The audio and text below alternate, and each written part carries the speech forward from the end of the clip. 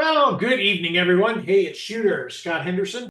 We are going to jump into swing trade notes. We have a few charts this week. I think we get a bounce. I'm just looking at this. Dead cat bounce here is perfect. You realize in bear markets, technically, in my opinion, we're really not in one yet. We have some of the most aggressive rallies that occur after a pullback. So starting off with Apple here, very shallow base. I don't like that. I think it does, gets back to about 50% of the leg, maybe back to the top of this wick. Let me jump down to the daily and sort of go through what I see here. Now, all of my counts suggest that it's going to break down further and head down towards about 203. However, this candle tells me otherwise. So we break above this 218.27. Our first potential pop should be back up to about 50% back. So about $6 from there to the upside once we get the breakout. Now, if we're going to recover this entire leg, that obviously would step up. Our next leg for continuation would be up for about 229. Bringing in where I see these volume shelves on the weekly, just to give you a visual.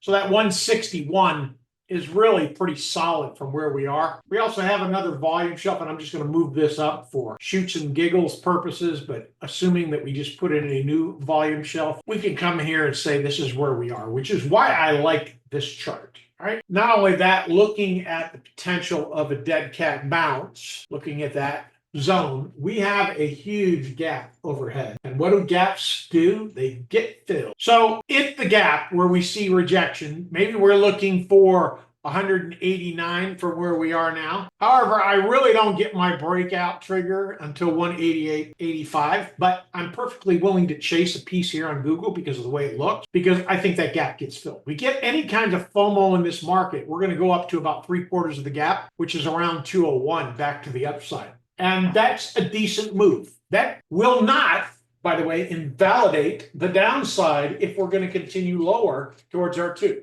All we're doing is getting 50% back up here, maybe to 195, and then we're going to roll back over. That's my thought. I think we are looking at a dead cat bounce. Let's take a look at META, our next victim. Have a couple Mag 7s this week that I like. Main volume shelf here on the weekly that is staring me in the face is this 549. Now, count still says we're going back, but let me come down to the daily and explain why I like this. Again, I'm seeing these inside bars hammer, all indicating that there's a bottom, short-term bottom. So I would suggest that we're going to go back to and test this top at 633. So the challenging part here is how deep it's going to be. That's what I don't know yet. I don't think anybody knows because we need a lot of institutional investors to jump back in the game here. So the 61.8, 50% back is going to give us 603. 61.8 gives us 610. That's leg one. If it's going to continue this entire leg, looking for a retrace of that first whole leg, because realize this is 1, 2, 3, 4, 5. If it's done here. Right? So just measuring the next level up, that would be 631 to 645. We're going to back test 50% of that whole leg. It's at 657, which is, again, why I like these names, because we have some confluence on their look. Now, let me jump at my mid-cap, small-cap looks. This week is going to be DKNG. Here, I'm looking for about $44 back to the upside. Not as much as I would like, but we also want to consider that we may get a real shallow leg here if we're going to reject. So about $2. So don't risk more than 50% of the candles that you have. If that, keep them very tight. This is a babysit market. You want to babysit these trades, keep your positions tight, run trailing stops. If you get taken out, you get taken out. All right, the next look is DataDog. Now, this entire flush here, look at this, just beautiful thing, right down to the demand zone. Like perfect spot, inside bar. Now, this might not play out till the later part of the week, is my thinking, if the market holds it.